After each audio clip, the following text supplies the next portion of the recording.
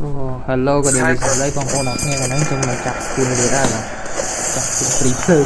It's time for us chặt skin nào to reunite. này tham tây luôn như chặt skin đấy chặt ông phi sai là khi người chặt dương mà tay vô tầm đá má dương phạm đánh lời chặt làm đá má ta lên chặt con này tới giờ mưa làm đòn bộ màn này rồi thì chỗ mùi mùi sập nó à đi coi lên trên rồi chỗ lên mùi có chết đó nè chặt tao chỗ cái mùi nó mùi nó thôi ở chủ vì chúng chặt bắn lo như thế này pì lừ mà sao mà đá mà này chua hả chua pư lương ngõ ai mà pư lương mà lâu ta thục pư lương ọt cho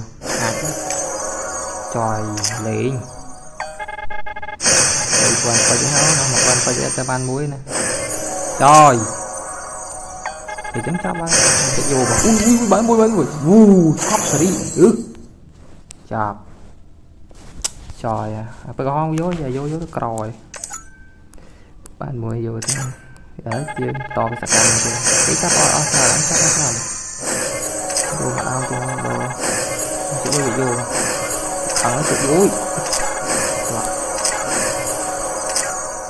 mà đồ ăn về đồ người đó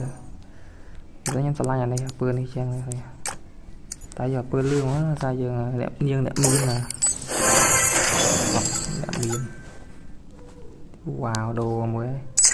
đi chặt skin 10 triệu nhưng mà trong màn up về là này chứng nhân trong màn 10 triệu làm rồi thì chúng ta có thể thôi rồi đây mà to phải cam cái số EQ nó thì nhập cái số EQ nó thì cho lên đã chắc bành mọi người mọi người lên đây không cho EQ on còn này cho EQ chụp liền ngoan EQ cái đuôi mai biết lên anh bạn Free Fire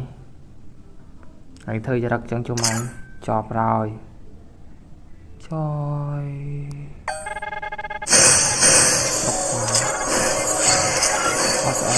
tôi cái ngập nha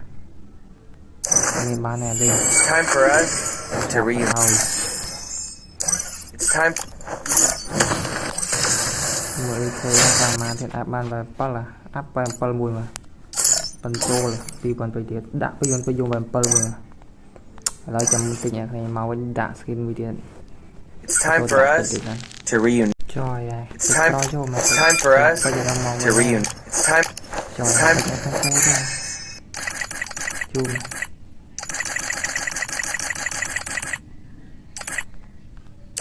It's time for us.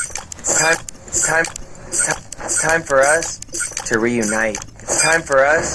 to reunite. Ôi đi trường rồi nó chụp biết nó chụp mà mấy bạn tay kiệt mấy bạn tích chặt kìa ôi vậy tới mẹ mọi người bò với rồi sao người ta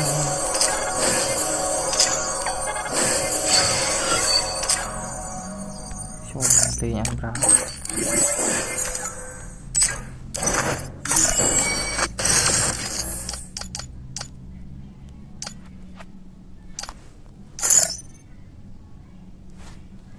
đang áp ấy là lên mà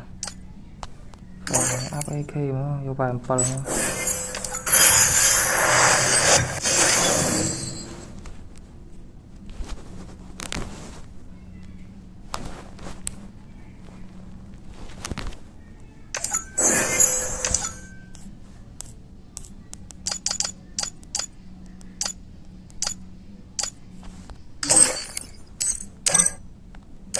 It's time.